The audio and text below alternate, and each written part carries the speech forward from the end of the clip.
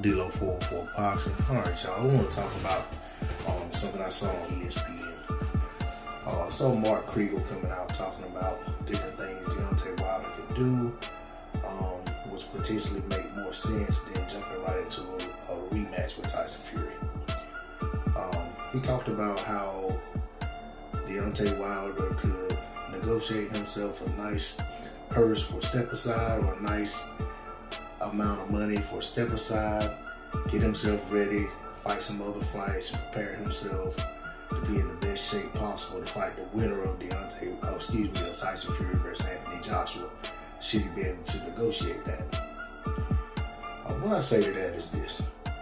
First of all of these media members and YouTubers and all who basically acted like the arbitration was non-existent and acted as if it was a foregone conclusion that Tyson Fury's side was going to win, and that Deontay Wilder was just some crazy old guy who was holding on to something that was not going to happen, and that basically it was his fault because he let the contract expire. All of those different things that they were saying and showing as their position, because they refused to talk about it. Okay? Now all of a sudden they got all kind of brilliant advice for Deontay Wilder on how he should proceed.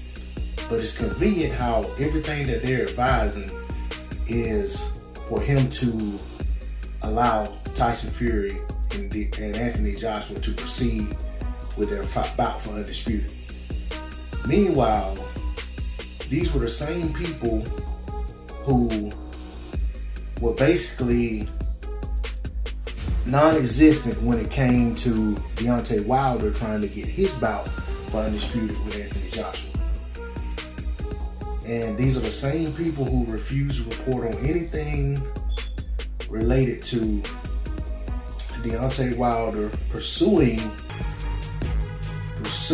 his right to arbitrarily dispute claims that he had basically fumbled away the fight, and that he didn't have a rightful claim to a trilogy fight with Tyson Fury despite it being contractually obligated.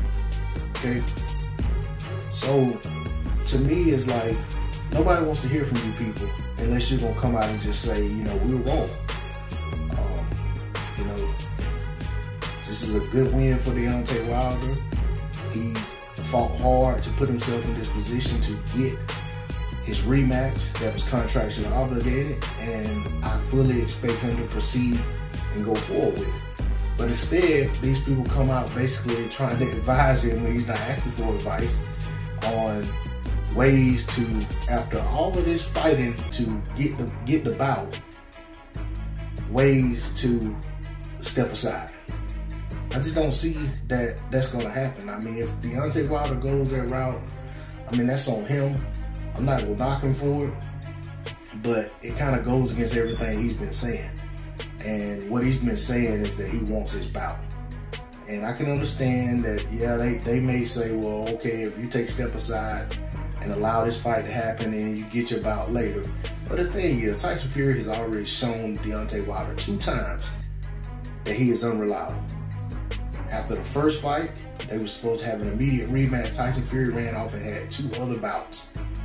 Deontay Wilder was forced to fight other people, then come back around and fight Tyson Fury. Okay?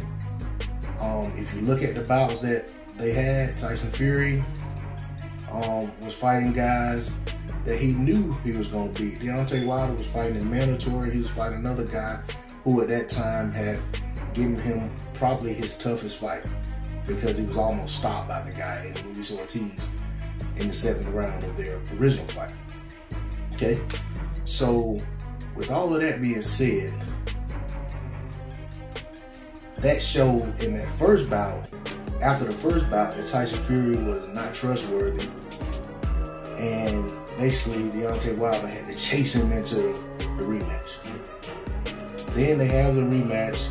Things go horribly wrong for Deontay Wilder. He loses the bout. There's a lot of controversy surrounding what happened or didn't happen. Clearly, to anybody watching, Deontay Wilder didn't look like himself. But at the end of the day, Tyson Fury went out and done his job. He fought the man that was in front of him.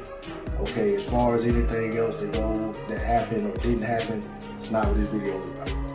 Okay? But after that, Deontay Wilder wastes no time in saying he wants his rematch. He wants to activate the rematch clause. He wants that trilogy. And then after that, there's a whole bunch of discounting and, you know, even the fans and all these people saying, you know, even these same people who ignored the arbitration came out saying, well, you know, Deontay Wilder probably shouldn't have this rematch. He needs to do this, he needs that. Some people advise him to retire. Fans just saying, you know, Tyson Fury beat him handily. There's no point in him having a trilogy. Oh, Tyson Fury really won the first fight anyway, so Tyson Fury beat him 2 times. Just all kind of fight blocking talk. So the thing is, it's not a surprise that these people are telling Deontay Wilder that he should go in a different direction. You never wanted Deontay Wilder to be there in the first place. You know, Deontay Wilder was never supposed to be the WBC champion. Deontay Wilder was never supposed to go, you know, 41-0-1 or whatever his record was at the time of the stoppage loss to Tyson Fury. Deontay Wilder was never supposed to knock out like 40 people in a row or however many he knocked out in a row. So that's the thing.